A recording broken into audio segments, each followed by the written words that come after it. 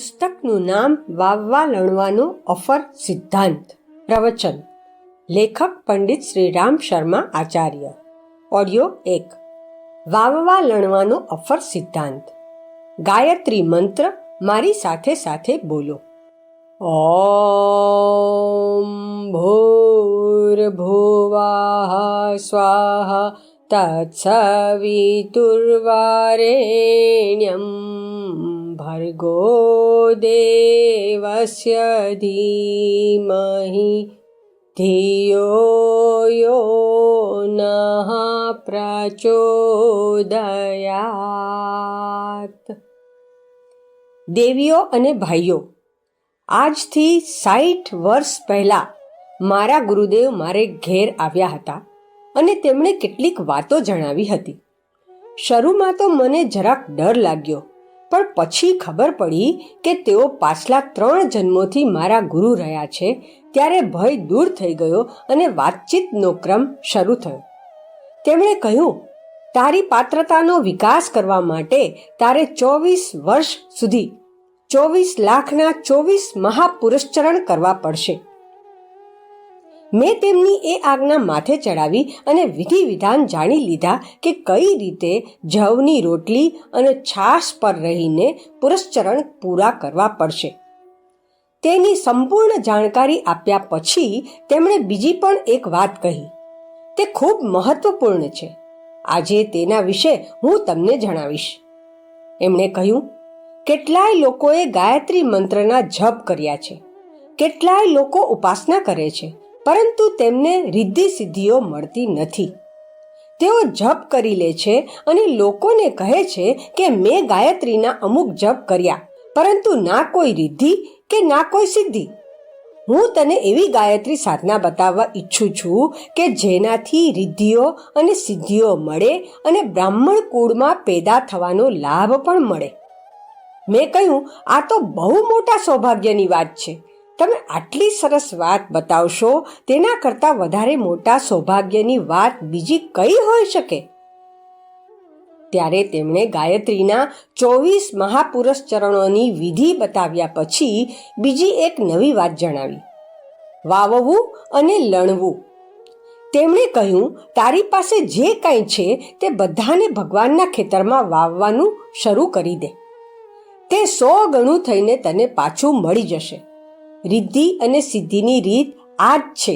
તે મફતમાં મળતી નથી. દુનિયામાં કોઈ રિદ્ધિ સિદ્ધિઓ વહેંચતું નથી કે બીજે ક્યાંયથી તે મળતી નથી. ખેડૂત ખેતરમાં વાવે છે ત્યારે જ લણી શકે છે. એ જ રીતે તારે પણ વાવવું અને લણવું પડશે. તે કેવી રીતે વાવવાનું એ બતાવો. તેમણે કહ્યું, જો તારી પાસે શરીર છે, શરીર અર્થાત શ્રમ અને સમય, તેમને ભગવાનના ખેતરમાં વાવ. કયા ભગવાન? આ વિરાટ ભગવાન જે ચારેય બાજુ સમાજના રૂપમાં મોજૂદ છે. એના માટે તું તારા શ્રમ, સમય અને શરીરને ખર્ચી નાખ. તે બધું 100 ગણું થઈને તને પાછું મળશે. આ થઈ વાત નંબર 1. નંબર 2, તારી પાસે બુદ્ધિ છે. ભગવાને આપેલી બુદ્ધિરૂપી સંપત્તિ તારી પાસે છે. તેનાથી અહંકારનું તથા વાસનાઓનું ચિંતન કરવાના બદલે તારા ચિંતનની તમામ શક્તિને ભગવાનના નિમિત્તે વાપર. તેમના ખેતરમાં વાવ. તારી આ બુદ્ધિ પણ 100 ગણી થઈને તને પાછી મળશે. ત્રીજી વસ્તુ છે ભાવનાઓ. મનુષ્યના 3 શરીર છે, સ્થૂળ, સૂક્ષ્મ અને કારણ. આમાંથી સ્થૂળ શરીર દ્વારા શ્રમ કરી શકાય છે. સૂક્ષ્મ શરીરમાં બુદ્ધિ હોય છે અને કારણ શરીરમાં ભાવનાઓ હોય છે. તારી ભાવનાઓને કુટુંબના સભ્યોની પાછળ વાપરવાના બદલે ભગવાનનું જે આ વિરાટ ઉદ્યાન છે તેમાં વાવી દે. એ ભાવનાઓ પણ તને 100 ગણી થઈને પાછી મળશે.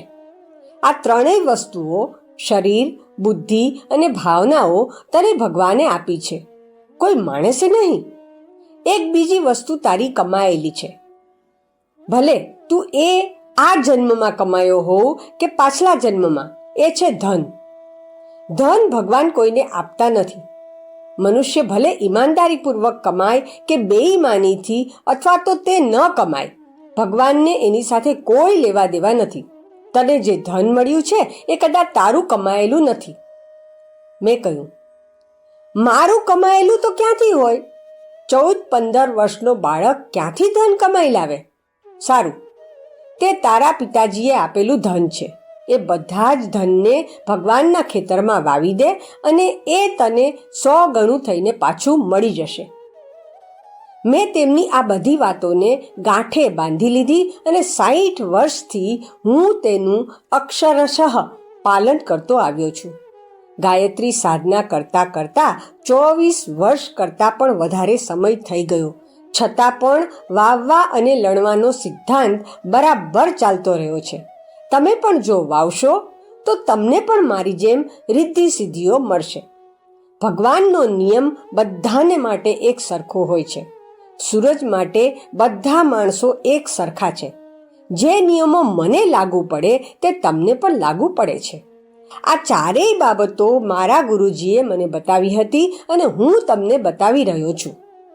જો આ ચારેય વસ્તુઓને વાવવાનું તમે શરૂ કરશો તો 100 ગણી થઈને તમને પણ મળશે. મને તો બધું જ મળી ગયું છે. તેથી હું મારી સાક્ષી આપીને તમને બધાને જણાવું છું કે જેઓ વાવશે તેઓ જ લણશે અને ખેડૂતની જેમ ફાયદામાં રહેશે. ભગવાન વિશે શું તમે એમ માનો છો કે તેઓ બધાને વેચતા ફરે છે? વેચે છે તો ખરા, પણ એની પહેલા તેઓ માંગે છે. ભગવાનની ઈચ્છા માંગવાની છે. ભગવાન શબરીની ઝૂંપડીએ ગયા હતા અને તેને કહ્યું હતું કે હું ભૂખ્યો છું, કંઈક ખાવાનું આપો. શબરી પાસે બોર હતા. તે એણે લાવીને આપ્યા અને કહ્યું કે મારી પાસે તો આ જ છે, આપ ખાઓ. ભગવાન કેવટની પાસે ગયા હતા અને કહ્યું હતું કે ભાઈ, મને તરતા નથી આવડતું, તો મહેરબાની કરીને મને, લક્ષ્મણને અને સીતાજીને નદી પાર કરાવી દે. કેવટે તેમને નદી પાર કરાવી દીધી. ભગવાન સુગ્રીવની પાસે પણ ગયા હતા અને કહ્યું હતું કે મારી પત્નીને કોઈ લઈ ગયું છે, તેમની ભાળ મેળવવા માટે તમે મને તમારું સૈન્ય આપો અને મારી પત્ની મને પાછી મળી જાય એવી કોઈ વ્યવસ્થા કરો. સુગ્રીવે એવું જ કર્યું. ભગવાન રામને પોતાનું સર્વસ્વ આપી દીધું. ભગવાને હનુમાનજી પાસે પણ માંગ્યું કે મારો ભાઈ ઘાયલ થઈ ગયો છે, એના માટે તમે દવા લઈ આવો. સીતાજીને મારો સંદેશ પહોંચાડો અને લંકાથી એમની ખબર લઈ આવો. રાજા બલિની વાર્તા તમે જાણો છો ને? ભગવાન બલિ પાસે ગયા હતા અને કહ્યું હતું કે તમારી પાસે જે કાંઈ છે તે બધું મને આપી દો. બલિએ કહ્યું કે મારી પાસે શું છે? ત્યારે એમણે કહ્યું કે તમારી પાસે જમીન છે, એમાંથી મને 3.5 ડગલા જમીન આપી દો. ભગવાને 3.5 ડગલા જમીન માપી લીધી અને તેનું બધું જ લઈ લીધું. ગોપીઓ પ્રત્યે એમને ખૂબ પ્રેમ હતો. તેમને કહ્યું કે તમારું દહીં અને માખણ ક્યાં છે? ગોપીઓ સમજતી હતી કે તેઓ ભગવાન છે, તેથી સોના ચાંદીના ઘરેણાં લાવ્યા હશે તથા બીજી બધી ભેટો લાવ્યા હશે. પરંતુ એમણે તો ગોપીઓ પાસે જે કંઈ માખણ તથા દહીં હતું તે પણ છીનવી લીધું. કર્ણ જ્યારે ઘાયલ થઈને પડ્યા હતા ત્યારે અર્જુનને લઈને ભગવાન ત્યાં પહોંચ્યા અને કહ્યું કે કર્ણ, મેં સાંભળ્યું છે કે તારા દરવાજેથી કોઈ માણસ ખાલી હાથે પાછો જતો નથી. હું કંઈક માંગવા આવ્યો હતો, પણ તું કંઈ આપવાની સ્થિતિમાં નથી. કર્ણે કહ્યું કે ના મહારાજ, ખાલી હાથે પાછા ના જશો. મારા દાંત પર સોનું મઢેલું છે, તે ઉખાડીને હું તમને આપું છું. કર્ણે એક પથ્થર લીધો અને બંને દાંત તોડીને એક અર્જુનને અને એક કૃષ્ણ ભગવાનને આપી દીધો. સુદામાની કહાણી પણ આવી જ છે. સુદામાની પત્નીએ તેમને કૃષ્ણ પાસે એટલા માટે મોકલ્યા હતા કે તેઓ તેમની પાસેથી કંઈક માંગી લાવે તો ગુજરાન ચાલે. સુદામાજી માગવાની ઈચ્છાથી જ ગયા હતા, પરંતુ ભગવાને એમને પૂછ્યું કે કંઈ લાવ્યા છો કે પછી કશું માંગવા માટે આવ્યા છો? મારા દરવાજે તો માંગનારા ભિખારીઓ જ આવે છે, પણ તમે શું લાવ્યા છો એ પહેલા બતાવો. ભગવાને જોયું કે સુદામાજીએ બગલમાં એક પોટલી દબાવી રાખી છે.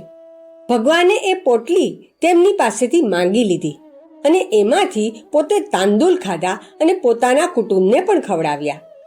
સુદામાજી પાસે જે કાંઈ હતું તે ખાલી કરાવી દીધું. પછી ભગવાને એમને અનેક ગણું આપ્યું હશે. ગોપીઓ, કર્ણ તથા બલિને પણ આપ્યું હશે. કેવટ, હનુમાન, સુગ્રીવ બધાને આપ્યું હશે, પરંતુ પહેલા બધા પાસેથી લીધું હતું. ભગવાન જ્યારે પણ આવે છે ત્યારે માગતા આવે છે. જ્યારે પણ તમને ભગવાનનો સાક્ષાત્કાર થાય ત્યારે એમ માનજો કે તેઓ તમારી પાસે પણ માંગશે. સંત નામદેવ પાસે ભગવાન કૂતરાનું રૂપ ધરીને ગયા હતા અને તેમની લુખ્ખી રોટલી લઈને ભાગ્યા હતા. ત્યારે નામદેવે કહ્યું હતું કે ભગવાન, ઘી તો લેતા જાઓ. આપવા માટે તેમણે પોતાનું દિલ મોટું કર્યું. મારા ગુરુએ મને પણ આ જ કહ્યું હતું. ત્યારથી જ એમની વાત મેં ગાંઠે બાંધી લીધી અને 60 વર્ષોથી હું સતત આપતો જ આવ્યો છું. જે કાંઈ બની શક્યું તેટલું આપ્યું છે. આપવામાં કોઈ નુકસાન નથી. જો સારી જમીનમાં વાવવામાં આવે તો લાભ જ થવાનો છે, પરંતુ જો ક્યાંક ખરાબ જગ્યાએ પથરાળ જમીનમાં વાવી દીધું તો પાકવું મુશ્કેલ છે. ભગવાનનું ખેતર સારામાં સારું ખેતર છે. એમાં વાવવાથી અનેક ગણું થઈને પાછું મળશે. વાદળો સમુદ્ર પાસેથી પાણી લે છે અને બીજે જઈને વરસાવી દે છે, તો શું તેઓ ખાલી રહે છે? ના, સમુદ્ર એમને બીજી વાર આપે છે. શરીરનું ચક્ર પણ આવું જ છે. હાથ કમાય છે અને મોંને આપે છે. મોં તેને પેટમાં પહોંચાડી દે છે અને પેટ તેનું લોહી બનાવીને સમગ્ર શરીરમાં પહોંચાડી દે છે. એમાંથી હાથને પણ લોહી તથા માંસના રૂપમાં પોતાનો ભાગ મળી જાય છે. તેનામાં સ્ફૂર્તિ અને તાકાત આવી જાય છે. તેનાથી તે ફરીથી કમાય છે. દુનિયાનું ચક્ર આવું જ છે. આપણે કોઈને જે કંઈ આપીએ છીએ તે ફરીને પાછું આપણી પાસે જ આવે છે. વૃક્ષો પોતાના ફળ, ફૂલ તથા પાંદડા બધાને વહેંચે છે, તો ભગવાન તેમને આપતા જ રહે છે. ઘેટું ઊન આપી દે છે, પણ થોડાક સમયમાં ફરીથી ઊન ઉગી જાય છે. આપવું એ બહુ મોટી બાબત છે. મારા ગુરુએ મને આ જ વાત શીખવાડી હતી. તો તમને કંઈ મળ્યું ખરું? હું તમને એ જ બતાવવા ઈચ્છું છું કે મને અઢળક મળ્યું છે. જો તમે મારી વાત પર વિશ્વાસ કરી શકતા હો તો તમને પણ અવશ્ય મળશે એવી પાકી ખાતરી રાખજો. હું રાત્રે ભગવાનનું નામ લઉં છું અને દિવસે સમાજના રૂપમાં વ્યાપેલા ભગવાનની સેવા કરું છું. મારી ઉંમર 75 વર્ષની થઈ. આટલી ઉંમરે તો અનેક લોકો મરી જાય છે અને જેઓ જીવે છે તેઓ કોઈ કામના રહેતા નથી. પરંતુ મારી કામ કરવાની શક્તિ એવી ને એવી જ છે. મારું શરીર લોખંડનું છે. એનું કારણ એ છે કે મેં મારા શરીરને ભગવાનના કામમાં ખર્ચ્યું છે. જો તમે પણ તમારા શરીરનો ઉપયોગ સમાજ માટે કરશો તો તમારું શરીર પણ સારું રહેશે. ગાંધીજી, જવાહરલાલ અને વિનોબા 80 વર્ષ સુધી જીવ્યા હતા. જો તમે પણ તમારા શરીરને ભગવાનના ખેતરમાં વાવશો તો બહુ ફાયદામાં રહેશો. આ શરીરની વાત થઈ. નંબર 2, મેં મારી બુદ્ધિને ભગવાનના ખેતરમાં વાવી છે. બુદ્ધિ આપણા મગજમાં રહે છે. તમે કેટલું ભણેલા છો? મારા ગામમાં પ્રાથમિક શાળા હતી. એ જમાનામાં પ્રાથમિક શાળા 4થા ધોરણ સુધીની રહેતી. હું ત્યાં સુધી ભણ્યો. ત્યાર પછી આગળ ભણવાનો મોકો જ નથી મળ્યો.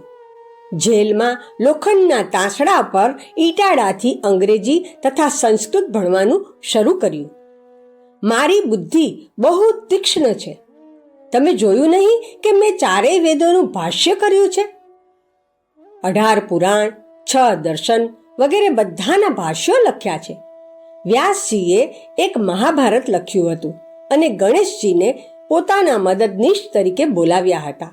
મારો તો કોઈ મદદનીશ નથી. બધું મેં મારા હાથે જ લખ્યું છે. મેં એટલું બધું સાહિત્ય લખ્યું છે કે લોકો આશ્ચર્યમાં પડી જાય છે. હું આયોજન કરું છું. લોકો પોતાની ખેતીનું કે પોતાના ઘરનું પ્લાનિંગ કરે છે, જ્યારે મેં આખા વિશ્વનું નવેસરથી ઘડતર કરવાનું પ્લાનિંગ કર્યું છે. ભારત સરકાર પંચવર્ષીય યોજનાઓ બનાવે છે. એના માટે કેટલાય મિનિસ્ટરો, સચિવો અને મોટો સ્ટાફ કામે લાગે છે. પરંતુ હું તો આખી દુનિયાનો નવો નકશો બનાવવા માટે મારી અક્કલથી જ કામ કરું છું. મારી બુદ્ધિની હું જેટલી પ્રશંસા કરું એટલી ઓછી છે. બુદ્ધિ ઉપરાંત મેં મારી ભાવનાઓ પણ ભગવાનને સોંપી દીધી છે.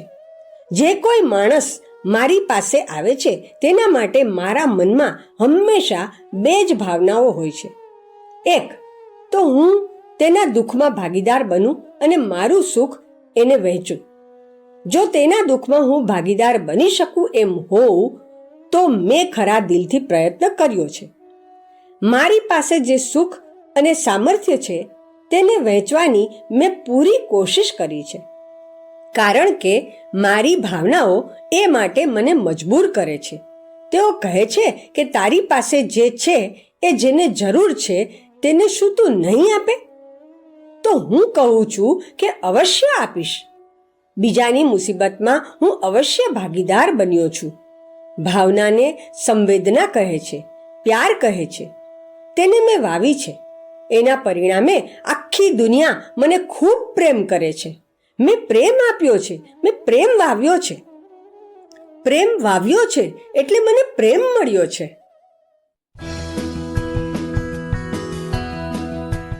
પુસ્તકનું નામ વાવવા લણવાનો અફર સિદ્ધાંત. પ્રવચન લેખક પંડિત શ્રીરામ શર્મા આચાર્ય. ઓડિયો 2. ભગવાનની વસ્તુઓને મેં અમાનતના રૂપમાં રાખી અને તેમને ભગવાનના ખેતરમાં વાવીને તેમની જ દુનિયા માટે ખર્ચી નાખી. મારી પાસે પિતાજીએ કમાયેલું જે કાંઈ ધન હતું તે પણ મેં એના માટે જ ખર્ચી નાખ્યું. મારી પાસે જે જમીન હતી તથા ઘરેણાં હતા તે વેચીને ગાયત્રી તપોભૂમિ બનાવી દીધી. પિતાજી જે મિલકત મૂકી ગયા હતા તેની પાઈએ પાઈ ભગવાનના ખેતરમાં વાવી દીધી. કોઈએ આપેલું ધન મેં ખાધું નથી. તો પછી તમે ખોટમાં જ ગયા હશો. તમે નુકસાનની વાત કરો છો, પણ કોઈક દિવસ મારે ગામ જજો. ગાયત્રી તપોભૂમિ તથા અખંડ જ્યોતિ કાર્યાલય જોઈ આવજો. તમે હરિદ્વારમાં આવીને શાંતિકુંજ, ગાયત્રી નગર તથા બ્રહ્મ વર્ચસ જુઓ. તે કેટલા શાનદાર છે. 2400 ગાયત્રી શક્તિપીઠો જુઓ. આટલા બધા મકાનો છે અને એમાં જે લોકો રહે છે તેમની પાછળ પણ ખર્ચો થાય છે. તે બધો ક્યાંથી આવે છે? મને ખબર નથી કે ક્યાંથી આવે છે, પણ મને ધનની કોઈ દિવસ ખોટ પડતી નથી. જે વસ્તુઓની જરૂર હોય તે માટે હું ભગવાનને જણાવી દઉં છું અને તેઓ એ બધું મોકલી આપે છે. આને શું કહેવાય? એને સિદ્ધિઓ કહેવાય. સિદ્ધિઓમાં હું 4 વસ્તુઓનો સમાવેશ કરું છું. 1 ધન, 2 લોકોનો પ્યાર, 3 બુદ્ધિ અને 4 શારીરિક સ્વાસ્થ્ય. મારી પાસે આ બધી સિદ્ધિઓ છે. ગાયત્રીના જપ કરવાથી બીજા કોઈને સિદ્ધિઓ મળી છે કે નહીં તેની ખબર નથી, પરંતુ મને અવશ્ય મળી છે. બીજી પણ એક ચીજ છે, રિદ્ધિ. રિદ્ધિઓ દેખાતી નથી. રિદ્ધિઓ 3 છે. પહેલી રિદ્ધિ છે આત્મસંતોષ. મારી અંદર જેટલો સંતોષ છે તેટલો કોઈ રાજાને પણ નહીં હોય કે ટાટા બિરલાને પણ નહીં હોય. એમને કદાચ ઊંઘ નહીં આવતી હોય, પણ મને તો એવી ઊંઘ આવે છે કે ઢોલ નગારા વાગતા હોય તો પણ તેની ખબર પડતી નથી. આત્મસંતોષ ઉપરાંત બીજી રીતિ છે લોક સન્માન અને જન સહયોગ. મને માત્ર લોકોનું સન્માન જ નહીં, પરંતુ તેમનો ભરપૂર સહયોગ પણ મળ્યો છે. માત્ર ફૂલહાર પહેરાવી દેવો એ જ સન્માન નથી, પરંતુ જો જનતા સહયોગ કરી રહી હોય તો માનવું જોઈએ કે તે માણસને સન્માન મળ્યું છે. ફૂલહાર તો ખરીદી પણ શકાય છે, પરંતુ લોકોનો સહયોગ ખરીદી શકાતો નથી. લોકોએ ગાંધીજીને સહયોગ આપ્યો હતો, વિનોબાનું સન્માન કર્યું હતું, તો સહયોગ પણ આપ્યો હતો. લોકોએ હજારો એકર જમીન દાનમાં આપી દીધી હતી. ગાંધીજીના એક ઈશારે લોકો જેલમાં જવા, ફાંસીના માંચડે લટકવા તથા ગોળીઓ ખાવા તૈયાર થઈ જતા હતા. આ તેમનું સન્માન હતું, સહયોગ હતો. મારા ભગવાન મને બહુ સહયોગ આપે છે. જનતા પણ મને ખૂબ સહયોગ આપે છે. ત્રીજી રિદ્ધિ છે દૈવી અનુગ્રહ. અનુગ્રહ કોને કહે છે? તમે રામાયણમાં કેટલાય પ્રસંગો વાંચ્યા હશે. જ્યારે દેવો પ્રસન્ન થાય છે ત્યારે ફૂલો વરસાવે છે, બીજું કશું વરસાવતા નથી. કેટલીક વાર અમુક પર ફૂલ વરસાવ્યા તો ક્યારેક બીજા પર ફૂલ વરસાવ્યા. આ શું છે? ભગવાનની વણ માંગી સહાય છે. વણ માંગ્યો સહયોગ, વણ માંગી બુદ્ધિ, વણ માંગી શક્તિ ફૂલોની જેમ મારી ઉપર વરસતી રહે છે. સમય સમય પર ભગવાને મને જે રસ્તા બતાવ્યા છે તે એવા શાનદાર છે કે હું એના પર આગળ વધતો રહ્યો અને તેઓ મારી ઉપર ફૂલ વરસાવતા રહ્યા. મને મારા પિતાજીની સંપત્તિનો અધિકાર મળ્યો છે. કર્તવ્ય અને અધિકાર બંનેનું જોડું મળ્યું છે. ભગવાને મને પોતાનો પુત્ર માન્યો છે અને મને અધિકાર આપ્યો છે કે તેમની સંપત્તિને હું નેક કામમાં વાપરું. મેં મારી રિદ્ધિઓ અને સિદ્ધિઓનો મારા એ પિતાજીના કામમાં ખર્ચ કરી નાખ્યો. મારા માટે કશું જ ન રાખ્યું. એનું કારણ એ છે કે પિતાનું કુળ, તેમનો વંશ કલંકિત ન થાય. પિતાજી અર્થાત ભગવાન, પરમેશ્વર. પરમેશ્વરનો ભક્ત કહેવાવાને કારણે કોઈ મારા તરફ આંગળી ન ચીંધે કે એ કેવો માણસ છે. મેં ભગવાનના વંશની લાજ સુરક્ષિત રાખી છે. ભગવાને મને તો આપ્યું છે, પરંતુ મેં પણ ભગવાનને થોડું ઘણું આપ્યું છે. પિતાનું મૃત્યુ થાય છે અને તેમનું કુટુંબ રહી જાય છે. ભાઈ બહેન, પુત્ર પુત્રી, પત્ની એ બધાનું પાલન કુટુંબમાં જે સૌથી મોટો હોય છે તે કરે છે. મારા પિતાજીનો મોટો પુત્ર હોવાના કારણે એમનું જે આટલું મોટું કુટુંબ છે તે બધાનું પાલન કરવામાં, તેમની કાળજી રાખવામાં મારાથી જે કંઈ બની શક્યું તે બધું મેં ઈમાનદારીપૂર્વક કર્યું છે. ફક્ત મારું જ પેટ નથી ભર્યું, પણ ભગવાનના કુટુંબનું પણ પાલન કર્યું છે. ભગવાનની દુકાન, ભગવાનનો વ્યવસાય, ઉદ્યોગ બધું જ સારી રીતે ચાલતું રહે તો કોઈ એમ ના કહી શકે કે બાપ એના માટે ખેતર, કારખાના, ફેક્ટરીઓ બધું જ છોડીને ગયા, પણ આણે બધું બરબાદ કરી નાખ્યું. વ્યવસાય ભગવાનનો છે, દુકાન ભગવાનની છે, પણ તમે તો કશું સમજતા જ નથી. દુનિયામાં જે કાંઈ થઈ રહ્યું છે તે બધું એમનો જ ઉદ્યોગ છે. તેને સારી રીતે ચલાવવા માટે મેં ઈમાનદારીપૂર્વક પૂરેપૂરી કોશિશ કરી છે. પિતાની સંપત્તિ લઈને, તેમનો અધિકાર લઈને હું ચૂપચાપ બેસી રહ્યો નથી, પરંતુ મેં મારી ફરજ નિભાવી છે. પિતાજીનો વ્યવસાય ચલાવવા, એમના કુટુંબનું પાલન કરવા તથા એમના કુળ અને વંશની આબરૂ સાચવવા માટે મેં પૂરી શક્તિથી કામ કર્યું છે. તમે પણ એવું કરશો તો ન્યાલ થઈ જશો. જે કાયદો મને લાગુ પડે છે તે તમને પણ લાગુ પડશે. બધા માટે ભગવાનનો નિયમ સરખો જ છે. ભગવાન મને કોઈ છૂટછાટ આપવાના નથી અને તમારા પ્રત્યે તેમને કોઈ વેર નથી. મારા ગુરુએ મને જે રીત બતાવી હતી તેનું મેં પાલન કર્યું. હું મારા ગુરુજીને ખૂબ ધન્યવાદ આપું છું અને તમને પણ જણાવું છું કે તમે પણ મારા જ રસ્તે ચાલો તો તમે પણ ધન્ય થઈ જશો. ઓમ શાંતિ. મેં જીવનભર વાવ્યું અને લણ્યું. હિમાલયની યાત્રાથી હરિદ્વાર પાછા આવ્યા પછી જ્યારે આશ્રમનું પ્રારંભિક માળખું તૈયાર થઈ ગયું તો તેના વિસ્તાર માટે સાધનોની આવશ્યકતા જણાઈ. સમય એવો વિષમ હતો કે તેનો સામનો કરવા માટે મારે કેટલાય સાધનો, પરાક્રમ તથા વ્યક્તિત્વવાન સહયોગીઓની જરૂર હતી. એક સાથે બે કામ કરવાના હતા, એક સંઘર્ષ અને બીજું સર્જન. સંઘર્ષ એવી અનિચ્છનીય પ્રવૃત્તિઓ માટે સામે કરવાનો હતો કે જે સભ્યતા, પ્રગતિ અને સંસ્કૃતિને ગળી જવા માટે મોં ફાડીને ઊભી રહી હતી.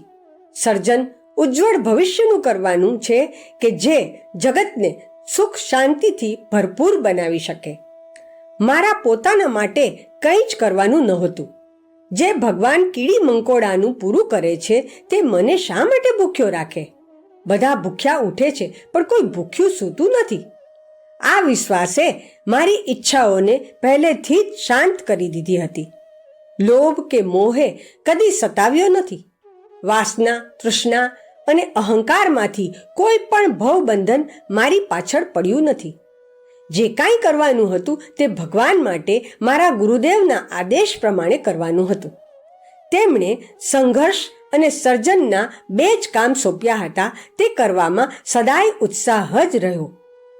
કામને ટાળવાની વૃત્તિ તો પહેલેથી જ નહોતી. જે કરવું હોય તે પૂરી તત્પરતાથી અને તન્મયતાથી જ કરવું એવી ટેવ જન્મજાત દિવ્ય અનુદાનના રૂપે મળી હતી અને તે છેક સુધી કાયમ રહી. નવસર્જન માટે જે સાધનોની જરૂર હતી તે ક્યાંથી આવશે એ પ્રશ્નના ઉત્તરમાં મારા માર્ગદર્શકે મને હંમેશા એક જ રીત બતાવી હતી કે વાવો અને લણો. મકાઈ કે બાજરીના એક દાણામાંથી જ્યારે છોડ ઉગે છે તો તે 100 કરતાં પણ વધારે દાણા પાછા આપે છે. દ્રૌપદીએ એક સંતને પોતાની અડધી સાડી ફાડીને આપી હતી. તેનાથી એમણે લંગોટી બનાવીને પોતાની આબરૂ બચાવી હતી. વ્યાજ સહિત એટલી બધી સાડીઓ થઈ ગઈ કે દ્રૌપદીના વસ્ત્રાહરણ વખતે ભગવાને સાડીઓની આખી ગાંસડી માથે મૂકીને આવવું પડ્યું હતું. તારે જે મેળવવું હોય તેને વાવવાનું શરૂ કરી દે. આ બીજ મંત્ર ગુરુએ મને બતાવ્યો અને મેં અપનાવ્યો. એનું ફળ તેમણે જણાવ્યા પ્રમાણે જ મળ્યું. શરીર, બુદ્ધિ અને ભાવનાઓ સ્થૂળ, સૂક્ષ્મ અને કારણ શરીરોની સાથે ભગવાન સૌને આપે છે. ધન પોતે કમાયેલું હોય છે. કેટલાકને તે વારસામાં મળે છે.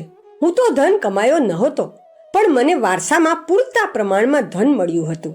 એ બધું મેં સમય ગુમાવ્યા વગર ભગવાનના ખેતરમાં વાવી દીધું. રાત્રે ભગવાનનું ભજન કરવું અને આખો દિવસ વિરાટ બ્રહ્મ માટે, વિશ્વ માનવ માટે સમય અને શ્રમનો ઉપયોગ કરવો એવું શરીર સાધનાના રૂપે નક્કી કર્યું હતું. રાત્રે સ્વપ્નમાં પણ લોક મંગળની યોજનાઓ ઘડવામાં બુદ્ધિ લાગી રહેતી. મારી પોતાની સગવડ માટે સંપત્તિ કમાવાની કદાપી ઈચ્છા જ નથી થઈ. મારી ભાવનાઓ હંમેશા વિશ્વ માનવતા માટે જ નિયોજિત રહી. મેં કોઈ વ્યક્તિ કે વસ્તુને નહીં, પરંતુ આદર્શોને જ પ્રેમ કર્યો છે. પડેલાને ઊભો કરવાની અને પાછળ પડેલાને આગળ વધારવાની જ ભાવના સતત જાગૃત રહી. આ વિરાટ બ્રહ્મને જ મેં મારા ભગવાન માન્યા છે. અર્જુને દિવ્ય ચક્ષુથી આ જ વિરાટ બ્રહ્મના દર્શન કર્યા હતા. યશોદાએ કૃષ્ણના મુખમાં ભગવાનનું આ જ સ્વરૂપ જોયું હતું. રામે પારણામાં રહે કૌશલ્યાને પોતાનું આ જ રૂપ બતાવ્યું હતું અને કાક ભુશુંડી પણ આ જ સ્વરૂપની ઝાંખી કરીને ધન્ય બની ગયા હતા. મેં પણ મારી પાસે જે કાંઈ હતું તે વિરાટ બ્રહ્મને અર્થાત વિશ્વ માનવને આપી દીધું. વાવવા માટે એનાથી વધારે ફળદ્રુપ બીજું કોઈ ખેતર ન હોઈ શકે. વાવેલું સમયાનુસાર પાક્યું અને મારા કોઠાર ભરી દીધા. મને સોંપેલા બંને કામ માટે જેટલા સાધનોની જરૂર હતી તે બધા મળી ગયા. મારું શરીર જન્મથી દુર્બળ હતું. શારીરિક રીતે તેને દુર્બળ કહેવાય, પરંતુ મારી જીવન શક્તિ પ્રચંડ હતી. જુવાનીમાં શાક, ઘી, દૂધ વગેરે પૌષ્ટિક પદાર્થો વગર 24 વર્ષ સુધી માત્ર જવની રોટલી અને છાશ લેતા રહેવાથી શરીર કૃષ્ણ થઈ ગયું હતું. પણ જ્યારે વાવવા અને લણવાની રીત અપનાવી તો 75 વર્ષની ઉંમરે પણ આ શરીર એટલું મજબૂત છે કે થોડા દિવસ પહેલા જ એક માતેલો સાંઢ માત્ર ખભાના એક ધક્કાથી નીચે પડી ગયો અને તેણે ભાગવું પડ્યું. બધા જાણે છે કે અનીતિ અને આતંકમાં રચ્યા પચ્યા રહેતા ભાડૂતી હત્યારાએ 5 બોરની રિવોલ્વરથી મારી પર સતત ફાયર કર્યા, પણ એની બધી જ ગોળીઓ રિવોલ્વરની નળીમાં જ ફસાઈ રહી. બીકના માર્યા તેના હાથમાંથી રિવોલ્વર ત્યાં જ પડી ગઈ. પછી તે છરાબાજી કરવા લાગ્યો. તેનો છરો મારી પર ચાલતો રહ્યો, લોહી વહેતું રહ્યું, પરંતુ તેણે કરેલા ઘા શરીરમાં ઊંડા ઉતરવાને બદલે શરીરની ઉપર ઘસરકા જ પાડી શક્યા. ડોક્ટરે ટાંકા લઈ લીધા અને થોડાક અઠવાડિયામાં જ શરીર પહેલા જેવું થઈ ગયું. આને પરીક્ષાની એક ઘટના જ કહેવાય, કારણ કે 5 બોરની લોડેડ રિવોલ્વર ધંધાદારી ગુંડાએ ચલાવી છતાં પણ તે કામ ન કરી શકી. પશુઓને કાપવાના છરાના 12 ઘા માર્યા છતાં એકેય ઊંડો ઉતર્યો નહીં. આક્રમણ કરનાર પોતાના બોમ્બથી પોતે જ ઘાયલ થઈને જેલ ગયો. જેના આદેશથી તેણે આ કામ કર્યું હતું તેને ફાંસીની સજા થઈ. અસુરતાનું આક્રમણ નિષ્ફળ ગયું. એક ઉચ્ચ કક્ષાના દૈવી પ્રયાસને નિષ્ફળ ન કરી શકાયો. મારનાર કરતાં બચાવનાર મોટો સાબિત થયો. અત્યારે 1માંથી 5 બનવાની સૂક્ષ્મીકરણ સાધના ચાલી રહી છે. તેથી ક્ષીણતા તો આવી છે, છતાં પણ સ્થૂળ શરીર એટલું મજબૂત છે કે તેને જેટલા દિવસ સુધી જીવતું રાખવું હોય તેટલા દિવસ સુધી રાખી શકાય. પરંતુ હું તેને વધારે દિવસો સુધી રાખું નહીં, કારણ કે સૂક્ષ્મ શરીરથી વધારે કામ કરી શકાય છે અને સ્થૂળ શરીર એમાં અવરોધ ઊભો કરે છે. શરીરની જીવન શક્તિ અદ્ભુત રહી છે. તેની પાસે મેં 10 ગણું કામ લીધું છે. શંકરાચાર્ય તથા વિવેકાનંદે ટૂંકા જીવનમાં 350 વર્ષ જેટલું કામ કર્યું હતું. મેં 75 વર્ષમાં જુદા જુદા એટલા બધા કામ કર્યા છે કે એનો જો હિસાબ કરવામાં આવે તો 750 વર્ષ જેટલું કામ થાય. આ બધો જ સમય નવસર્જન માટેની સફળ યોજનાઓમાં ખર્ચાયો છે. હું કદાપી નવરો બેઠો નથી. બુદ્ધિને મેં ભગવાનના ખેતરમાં વાવી અને તે અસામાન્ય પ્રતિભા બનીને પ્રગટ થઈ. અત્યાર સુધી મેં મારા શરીરના વજન કરતાં પણ વધારે સાહિત્ય લખ્યું છે. તે ઉચ્ચ કોટીનું છે. આર્ષ ગ્રંથોના અનુવાદથી માંડીને પ્રજ્ઞા યુગની ભાવિ પૃષ્ઠભૂમિ બનાવવા સુધીનું તમામ સાહિત્ય લખ્યું છે. અધ્યાત્મનો વિજ્ઞાન અને સમન્વય કરવાની કલ્પના તો કેટલાયના મનમાં હતી, પણ કોઈ તે પ્રમાણે કરી શક્યું નથી.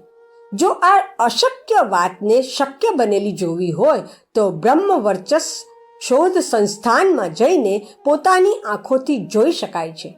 અત્યારે જે દેખાઈ રહ્યું છે એના આધારે કહી શકાય કે આગામી દિવસોમાં અધ્યાત્મની વિજ્ઞાન સંમત રૂપરેખા બનશે. નાના નાના દેશો પોતાની 5 વર્ષીય યોજનાઓ બનાવવા માટે આકાશ પાતાળ એક કરે છે. એની સામે સમગ્ર વિશ્વનો કાયાકલ્પ કરવાની યોજનાનું ચિંતન અને કાર્ય જે રીતે શાંતિકુંજના માર્ગદર્શનમાં ચાલી રહ્યું તેને અદ્ભુત તથા અનુપમ કહી શકાય. મારી ભાવનાઓ મેં પછાત લોકોને સમર્પિત કરી છે. ભગવાન શંકરે પણ આવું જ કર્યું હતું. એમની સાથે તેમના ગણો રહેતા હતા. સર્પોને તે પોતાના શરીર પર વીંટાળતા હતા. મારે પણ એ જ માર્ગે ચાલવું પડ્યું છે. મને છરો મારનારને પકડવા માટે બધા જ્યારે દોડી રહ્યા હતા, પોલીસ પણ દોડી રહી હતી, ત્યારે મેં બધાને પાછા બોલાવી લીધા અને પેલાને ભાગી જવાની તક આપી. જીવનમાં એવા અનેક પ્રસંગો આવ્યા છે કે જ્યારે વિરોધી પોતાના તરફથી કોઈ પણ કસર ન રાખે છતાં પણ તેને બદલામાં હાસ્ય અને આનંદ જ મળ્યા છે. મેં લોકોને જેટલો પ્રેમ કર્યો છે એનાથી 100 ગણો પ્રેમ લોકો મને કરે છે. મારા નિર્દેશ પ્રમાણે ચાલે છે અને આર્થિક નુકસાન તથા કષ્ટ સહન કરવામાં પાછા પડતા નથી. થોડા દિવસો પહેલા પરિજનોને પ્રજ્ઞા સંસ્થાનો બનાવવાનો આદેશ આપ્યો તો 2 વર્ષમાં જ 2400 ગાયત્રી શક્તિપીઠોની ભવ્ય ઇમારતો બની ગઈ અને એમાં લાખો રૂપિયાની રકમ ખર્ચાઈ. ઇમારત વગરના 12,000 પ્રજ્ઞા સંસ્થાનો બન્યા તે તો અલગ. મને છરાના ઘા વાગ્યા તો સહાનુભૂતિ બતાવવા માટે એટલી બધી સંખ્યામાં પરિજનો ઉમટ્યા કે જાણે માણસોની આંધી આવી હોય. એમાંનો દરેક જણ બદલો લેવાની વાત કરી રહ્યો હતો. મેં અને માતાજીએ બધાને પ્રેમથી બીજી દિશામાં વાળી દીધા. આ તેમના પ્રેમની તથા ગાઢ આત્મીયતાની અભિવ્યક્તિ જ કહેવાય. મને સમયે સમયે ધનની ખૂબ જરૂર પડતી રહે છે. ગાયત્રી તપોભૂમિ, શાંતિકુંજ અને બ્રહ્મ વર્ચસની ઇમારતો કરોડો રૂપિયાની છે. કોઈ પણ માણસની આગળ હાથ ન ફેલાવવાનું મારું વ્રત છે. એમ છતાંય એ બધી જરૂરિયાતો પૂરી થઈ ગઈ. પૂરો સમય કામ કરનારા કાર્યકર્તાઓની સંખ્યા 1000 કરતાં પણ વધારે છે. તેમની આજીવિકાની બ્રાહ્મણોચિત વ્યવસ્થા નિરંતર ચાલતી રહે છે. એમાં યોગ્યતાની દ્રષ્ટિએ એટલી ઉચ્ચ કક્ષાના લોકો છે કે એવા લોકો બીજી કોઈ સામાજિક સંસ્થામાં ભાગ્યે જ જોવા મળે. અનેક કાર્યકર્તાઓ પોતાની જ બચતના વ્યાજમાંથી પોતાનો ખર્ચ ચલાવે છે અને મિશનની સેવા કરે છે. પ્રેસ, પ્રકાશન તથા પ્રચારમાં વપરાતી ગાડીઓ અને બીજા ખર્ચા પણ ઘણા છે, છતાં તે કોઈ પણ પ્રકારની મુશ્કેલી વગર પૂરા થતા રહે છે. ભગવાનના ખેતરમાં વાવેલી એકે એક પાઈનું આ પરિણામ છે. આ ફસલ પાકવા બદલ મને ગર્વ છે. જમીન વેચવાથી જે પૈસા મળ્યા તે ગાયત્રી તપોભૂમિના નિર્માણ માટે ખર્ચી નાખ્યા. પૂર્વજો પાસેથી મળેલી જમીન કોઈ કુટુંબીને આપવાના બદલે મારી જન્મભૂમિ આંબલખેડામાં હાઈસ્કૂલ અને હોસ્પિટલ બનાવવા માટે આપી દીધી. મારી પાસે મારું પોતાનું કશું જ નથી, છતાં યોજનાઓ એવી ચલાવું છું કે જે કરોડપતિઓ માટે પણ શક્ય ન હોય. આ બધું મારા માર્ગદર્શકે આપેલા સૂત્રના કારણે જ શક્ય બન્યું છે. તેમણે કહ્યું હતું, ભેગું ના કરીશ, સમાજમાં વિખેરી દે, વાવો અને લણો. પ્રજ્ઞા પરિવારના રૂપમાં સત્પ્રવૃત્તિઓનું ઉદ્યાન લહેરાતું જોવા મળે છે. તેની પૃષ્ઠભૂમિ આ સૂત્રના આધારે જ બની છે.